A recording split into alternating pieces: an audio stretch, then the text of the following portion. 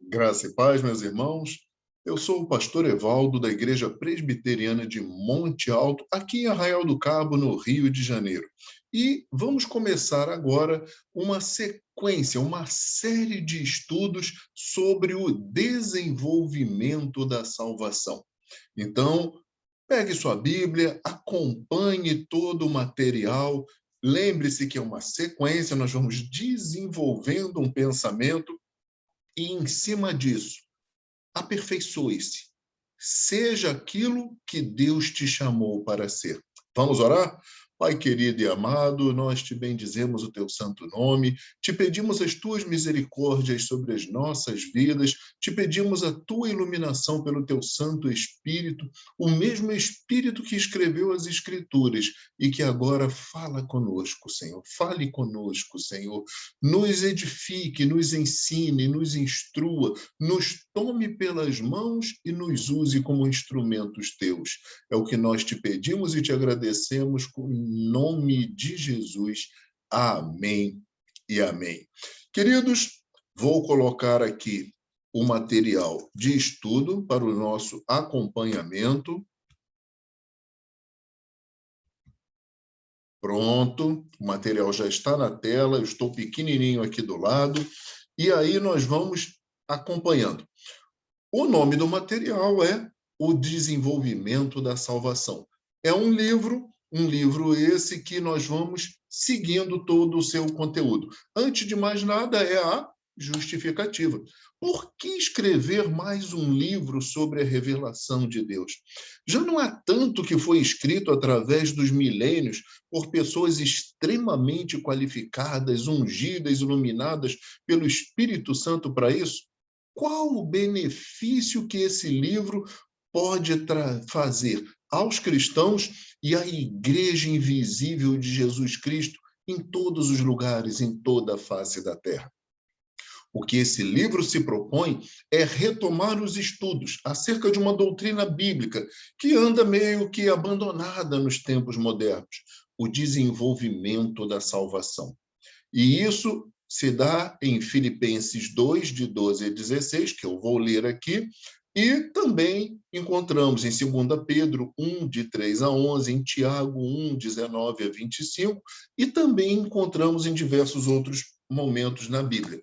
Então, Filipenses 2, de 12 a 16, diz assim: Assim, pois, amados meus, como sempre obedecestes, não só na minha presença, porém, muito mais agora na minha ausência, desenvolvei a vossa salvação com temor e tremor. Porque Deus é quem efetua em vós tanto querer como realizar, segundo a sua boa vontade. Fazei tudo sem murmurações nem contendas, para que vos torneis irrepreensíveis e sinceros, filhos de Deus inculpáveis no meio de uma geração pervertida e corrupta, na qual resplandeceis como luzeiros no mundo, preservando a palavra da vida, para que no dia de Cristo eu me glorie de que não corri em vão, nem me esforcei inutilmente.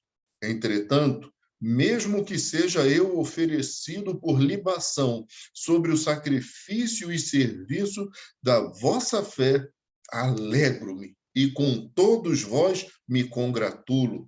Assim vós também, pela mesma razão, alegrai-vos e congratulai-vos comigo.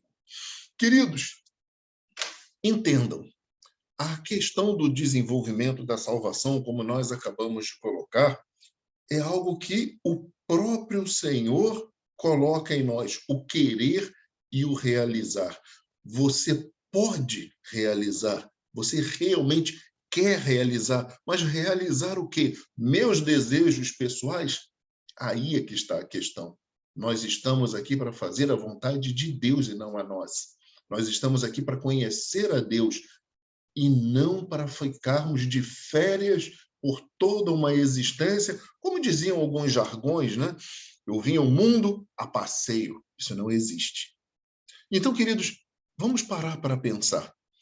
O amor de Deus é derramado em nossos corações pelo próprio Espírito Santo de Deus. Esse Espírito Santo, ao colocar o amor de Deus em nossos corações, como aqueles que são salvos pelo Senhor, nos dá aquele fogo inicial, aquela centelha que nos empolga no início da nossa caminhada. Mas não é só o início da caminhada. Tem que ser por toda a caminhada. Tem que ser o tempo inteiro. Porque essa é uma obra em que o querer e o realizar precisam caminhar juntos. E esse amor acaba sendo colocado de lado. Esse amor acaba sendo engolido pelo mundo. Jesus, através das parábolas, explicou isso várias vezes. Os cuidados do mundo, as forças do mundo se levantando, e aí nós acabamos caindo em Mateus capítulo 24, nos versículos 12 e 13, que vem dizer: e por se multiplicar a iniquidade, o amor se esfriará de quase todos. Não é o que está acontecendo nos nossos dias? As pessoas se convertem empolgadas e simplesmente somem da igreja. E simplesmente abandonam a fé. E simplesmente vivem vidas apáticas como se o Senhor não existisse. E diz o versículo 13: aquele, porém, que perseverar até o fim, esse será salvo. Nós realmente estamos salvos? Nós realmente encontramos em nós o caráter de Cristo Jesus? Nós fomos tomados por uma breve religiosidade ou nós, de fato, conhecemos ao Senhor e o amamos com todo o nosso ser? Vamos continuar no que diz o nosso texto.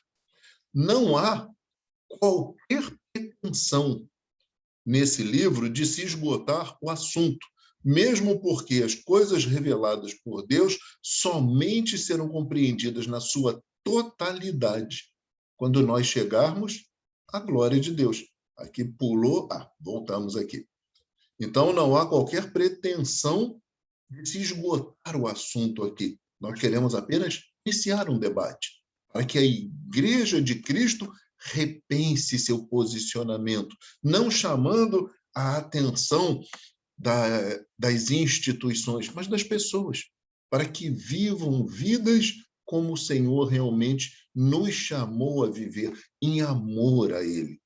Várias pessoas já escreveram acerca desse assunto, mas o tema ainda não é tratado com o respeito que lhe é devido. Se trata de uma doutrina bíblica, sendo, portanto, ensino de Deus e que nos qualifica para sermos o que Ele permite que nós sejamos, o que Ele deseja que nós sejamos. Então, o desenvolvimento da salvação abre as portas para que cada cristão alcance ainda nesse mundo a plenitude do Espírito em sua vida.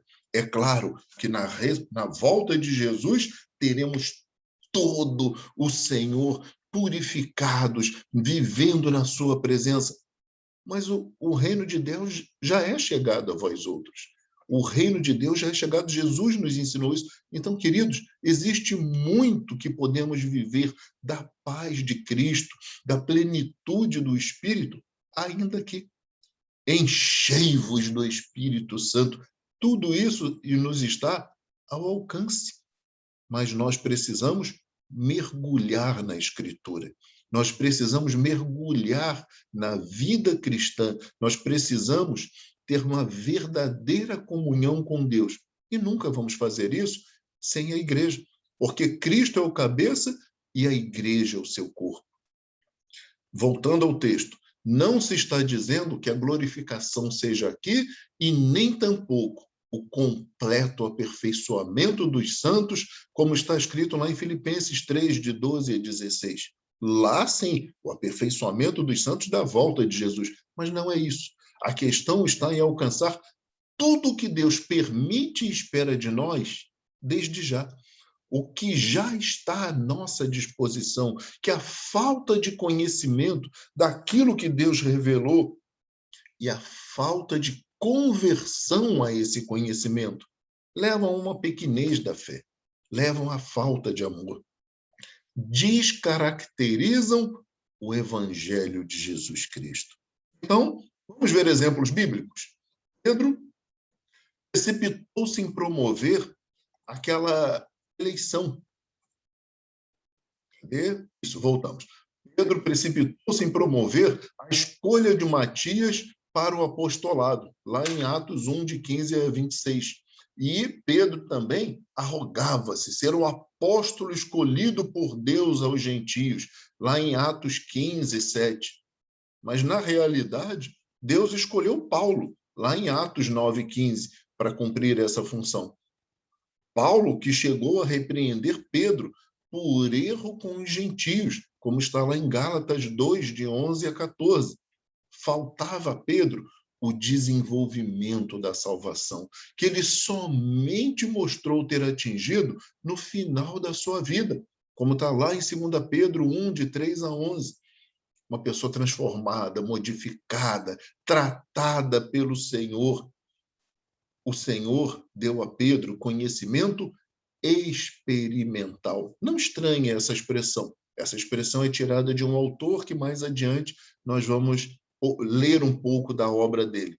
Então, o Senhor deu a Pedro conhecimento experimental. Lá em Atos 10, de 1 a 46, para sua edificação própria, a fim de auxiliar Pedro a atingir a plenitude da santidade amorosa de Deus, que é o atributo da essência de Deus, o nosso maior objetivo como filhos de Deus que querem agradar ao Pai. Eliseu passou pelo desenvolvimento da salvação, chegando a realizar milagres e prodígios indiscutíveis. Era dotado de maravilhosa visão espiritual, tendo fé inabalável, até para não temer um exército inimigo que o procurava para levar cativo. Eliseu chegou a ver as coisas invisíveis, realizar as coisas impossíveis. Lá em 2 Reis, de 6 a 16 a 20, pois somente a santidade, o amor dos justos agradam ao coração de Deus. Você é santo? Você está se santificando todos os dias? A justiça de Cristo se aplica à sua vida? O amor que você tem a Deus está acima de todas as coisas? Ou o mundo ainda vale mais para você do que Deus? E como diz o texto, por serem a verdadeira imagem e semelhança de Deus. Vamos continuar. Baixando aqui. Elias, justamente por ter fraquejado diante da perseguição da rainha Jezabel, esvaziou-se, humilhou-se, entregou-se completamente diante de Deus e conseguiu atingir todo o entendimento da santidade amorosa de Deus, sendo levado por Deus para não passar pela morte, assim como tinha acontecido com Enoque. Elias e Enoque colaboraram com a obra do Espírito Santo em suas vidas, em tudo que Deus permitia e esperava deles, tornando-se tão agradáveis a Deus que foram tomados pelo Senhor. Imagina que bênção, ser tomado pelo Senhor. Nós vivemos hoje não o pacto das obras, mas o pacto da graça. E no pacto da graça, aparentemente ninguém ainda atingiu toda a plenitude da santidade amorosa, cuja porta é o desenvolvimento da salvação. Retomemos, então, essa doutrina bíblica e que a paz de Cristo, que excede todo entendimento, guardará o vosso coração e a vossa mente em Cristo Jesus, como está em Filipenses 4:7. Cabe lembrar, é a soberana vontade de Deus que dá a palavra final sobre cada um. Não sou eu que decido, mas o meu Senhor. Nós somos servos. Ele é o Senhor. Assim como foi na vida do apóstolo Paulo, que mesmo preferindo estar logo com Deus, sabia que ainda era necessário para a edificação dos irmãos e de toda a igreja. Ele fala isso lá em Filipenses 1 e em João 3:8. Assim como era necessário ensinar a igreja a importância de sofrer pelo nome do Senhor Jesus. Paulo precisava aprender isso. E você? Já aprendeu a importância de sofrer pelo nome do Senhor Jesus? Ou nós ainda estamos iludidos com os falsos evangelhos que têm sido pregados nos nossos dias? Seguindo, queridos, o Senhor continua com a mão estendida, convidando a cada um de seus filhos para caminhar com ele sobre o mar da fé. Como Jesus fez lá em Mateus 14, 29 e 31. Pela fé, alcançando tudo que é impossível ao homem natural, segundo a santidade amorosa de Deus. Não tema ser tragado pela sua própria fraqueza, como nos relata Tiago 1, de 12 a 18. Pelo contrário, pautando-se em sóbrio e sólido conhecimento de Deus, que é a doutrina dos apóstolos, viva o conhecimento experimental de Deus. A palavra é dada e você vai viver aquela realidade. E tenha fé na voz do Espírito que te convida. Vem. E na mão santa e amorosa de Deus, que está sempre pronta para nos socorrer em nossas fraquezas. Homem de pequena fé, por que duvidaste? Por que nós estamos duvidando? Por que não caminhamos a carreira que o Senhor nos propõe? Esse livro não aborda todas as doutrinas bíblicas existentes e nem exaure o conteúdo das doutrinas bíblicas abordadas, assim como dos fatos históricos acerca da fé cristã. Apenas indica, a partir do desenvolvimento da salvação, pautado na Bíblia, nas Sagradas Escrituras, o início do caminho que cada cristão deve percorrer. Você precisa percorrer sozinho. É você que tem que fazer a sua caminhada, mas sempre apoiado e orientado pelos irmãos, pela igreja, sendo guiado a toda verdade pelo Espírito Santo, como está em João 16, 13. Mas faça a sua caminhada cristã. Percorra você o seu caminho. Mergulhe você na Escritura. Conheça a Deus de verdade.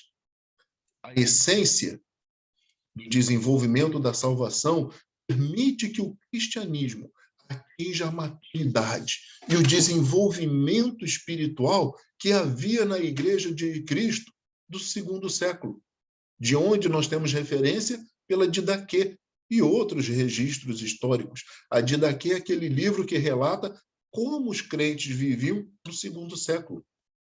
Não a igreja que estava começando, porque nós que somos trazidos pela reforma protestante, nós queremos o tempo todo voltar à igreja primitiva. Voltar à igreja primitiva. Queridos, não cabe mais voltar à igreja primitiva. Nós não somos a igreja primitiva. Nós temos 2000 anos de caminhada cristã. A referência que nós temos que buscar não é a igreja primitiva, mas é a partir da Didaquê. É dali para frente, uma igreja que conhece a Escritura, uma igreja que conhece o seu Deus, uma igreja que vive aquilo que o seu Deus lhe propõe. Essa é a realidade que nós temos que seguir, que nós temos que buscar. O desenvolvimento da salvação e o conhecimento experimental de Deus levam a uma entrega total a Deus. Entregue-se totalmente a Deus, conduzindo o povo de Deus a buscá-lo pelos motivos certos. Não é como hoje, com os falsos evangelhos que se levantam, em que as pessoas estão buscando a Deus como sendo, se elas fossem o Senhor e Deus fosse o servo. Não é por riquezas, não é apenas por saúde, não é apenas por prosperidade, não é apenas por bênção. Isso quem faz, Jesus já disse, em relação àqueles que o buscavam por causa dos peixes e dos pães. Esses não me amam. Esses estão vindo atrás de mim só por causa dos peixes e dos pães. Não. Quais são os motivos certos? Para obedecê-lo, para servi-lo, para agradá-lo. dispondo-se a cumprir a grande comissão que Cristo nos confiou em Mateus 28, de 18 a 20, sendo que todo o revestimento de poder da Igreja de Cristo e dos cristãos que são a Igreja de Cristo tem por único objetivo o cumprimento da grande comissão. Não é para fazer show, não é para ficar adivinhando a vida de ninguém. Isso não salva ninguém. Tem por único objetivo o cumprimento da grande comissão, apontando sempre e unicamente para o Senhor de toda a honra e de toda a glória, nunca para o homem. Como fez João Batista, que ele cresça e eu diminua. Nós somos instrumentos, nós somos servos. O nome do Senhor deve ser glorificado, não o nosso. Todos os erros e pecados dos filhos de Deus decorrem da falta de conhecimento das Escrituras e do poder de Deus. Como Jesus disse em Mateus 22, 29, com conversão e obediência a eles de coração. Toda vez que você vê o conhecimento das Escrituras, que você vê o poder de Deus, converta-se e obedeça de coração. Os capítulos desse livro foram dispostos de forma a conduzir a uma progressão didática, para que você cresça no entendimento, que visa construir uma sólida base para o desenvolvimento da salvação de cada cristão. E assim, brilhe também a vossa luz diante dos homens, para que vejam as vossas boas obras e glorifiquem a vosso Pai que está nos céus. Como está em Mateus 5,16.